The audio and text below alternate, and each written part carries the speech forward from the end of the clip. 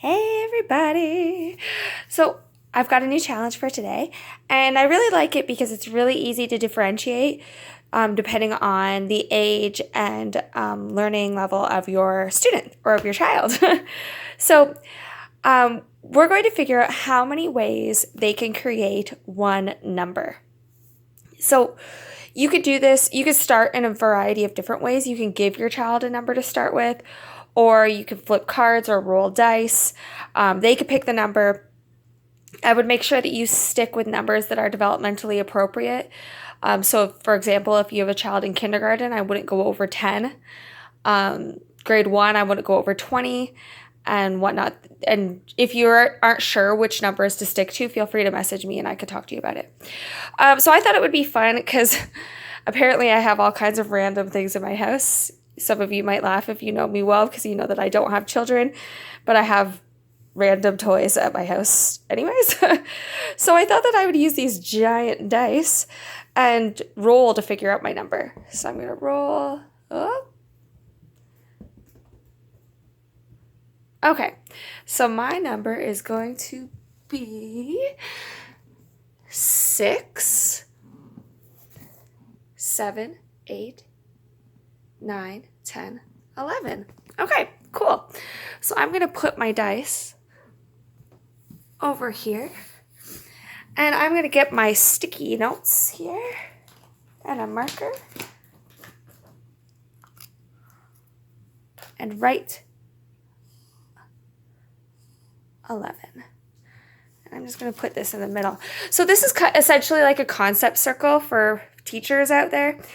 I didn't have a concept circle at home, so I just thought I would use this blue mat. You could use whatever you want.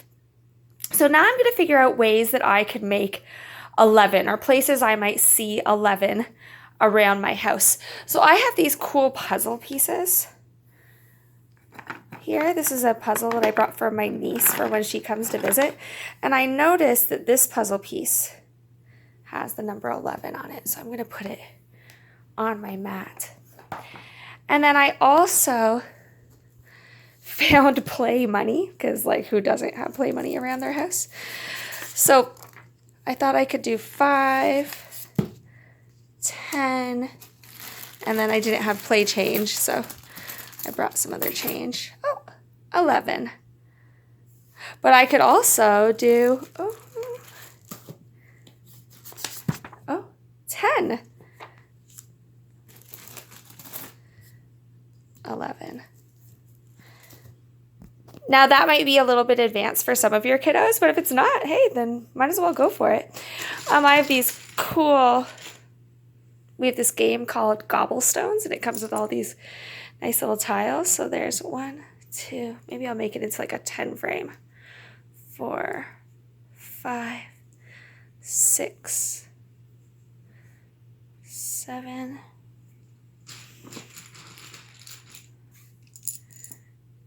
8, 9,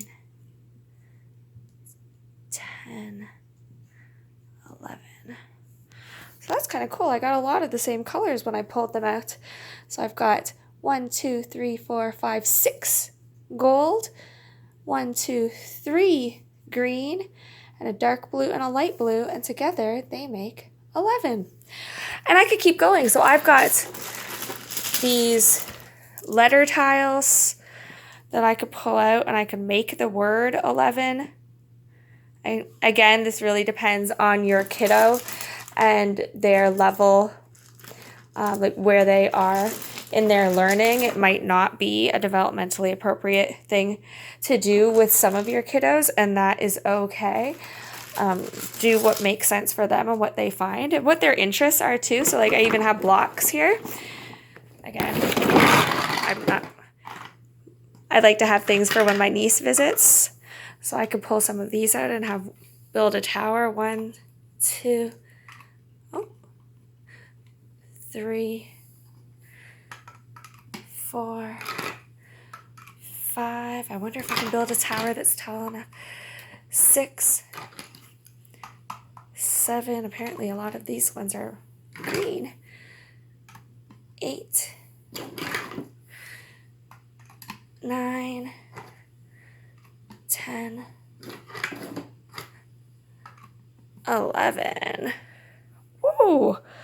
I just represented 11 in a whole bunch of different ways. And that is kind of fun.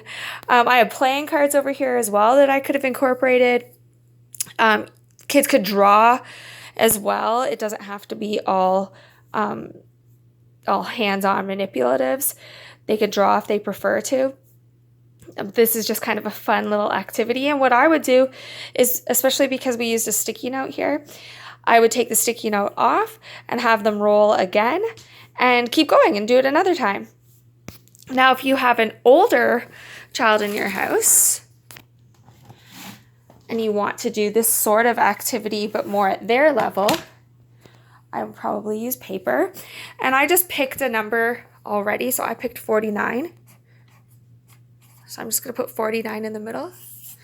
And then think of as many different ways that I could make 49. So I know that 7 times 7 equals 49. I know that 50 subtract 1 equals 49. And for some of your kids that are, depending on their grade, they might get into some pretty complicated ideas with how to make 49, and that's great. They can do what works for them. So for example, we could do 12 times 7, subtract 5 times 7. And that would also equal 49.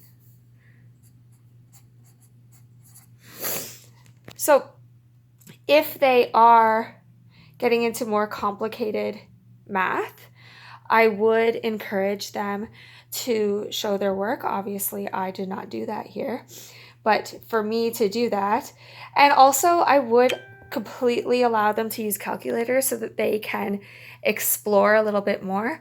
But like, I would have them show each step.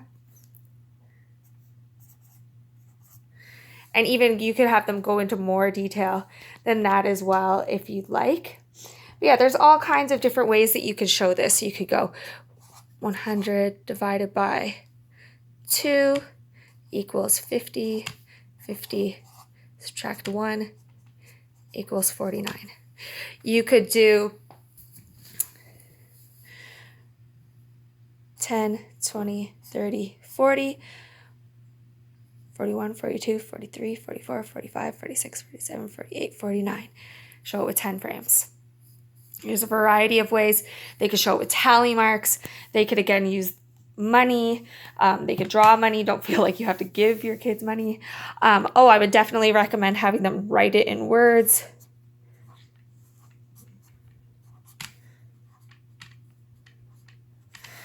And again, once they feel like they've gotten as far as they can and use as many representations as they can, then you might want to give them another number or even challenge them a little bit further and you try to add some as well. So have fun and let me know how it goes.